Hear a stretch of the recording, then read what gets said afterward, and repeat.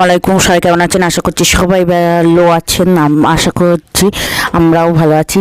এই দেখেন আর সুন্দর পাখিটা সকালে নাস্তা খাচ্ছে।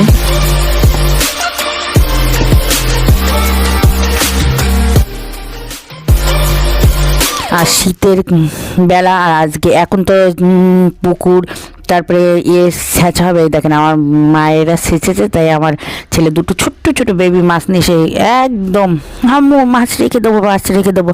এবার সকালে নাস্তা বানাচ্ছি, রুটি বানাবো। তাই রুটির মানে আটার দলা নিয়ে উনি গাড়ি বানাবে।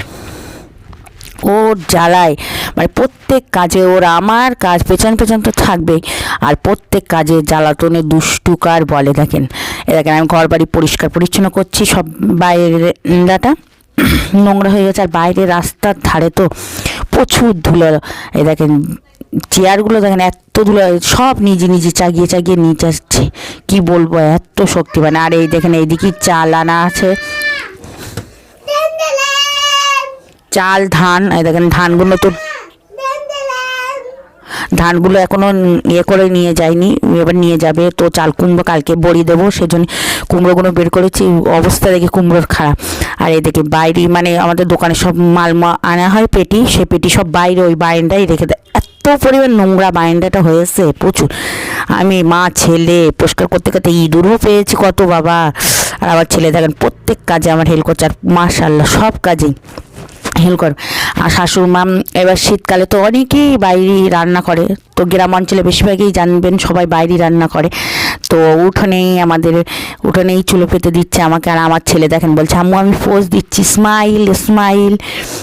আর চুলো পাচ্ছে, চুলোটা পুরো পাতা হয়ে গেলে আপনাদের দেখাবো। আর তারপরে আমার ছেলেকে রান্না করতে বসে ও খাচ্ছে। তা বলছে আমি যে কী খাচ্ছ? বলছে চিকেন খাচ্ছি, চিকেন। আমার ছেলেকে চিকেনে পকোড়া বানিয়ে দিল, চিকেন ললিপপ, তারপরে চিকেন কাঠি কাবাব এসব বানিয়ে দেয় একদম। আর ওর পছন্দ হচ্ছে চপ, পেঁয়াজি, ডিম আলু, মানে এইসবই। ভাজাভুজি ওর বেশি পছন্দ, বেগুন ভাজা এগুলো সব। তো দুপুরে খেতে বলেছি ডিম আলু, মাছ ভাজা, বেগুন ভাজা, আলু ভাজা, তারপর চপ আছে। আর আমার ছেলে দুষ্টু বল একটা পালক পেয়েছে, মুরগির পালক বড়, তাই নিয়ে আমাকে নাকি দিচ্ছে, চলতে আম্মু হাঁচো হাঁচো হাঁচো।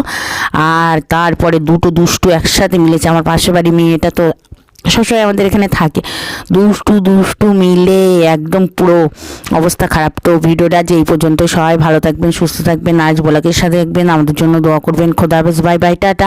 আমার চ্যানেলটা সবাই সাবস্ক্রাইব করবেন, পাশে থাকবেন, বেল আইকনটি বাজিয়ে দেবেন। খোদা হাফেজ। মুহাম্মদ নবীনা বিনুরু হাদি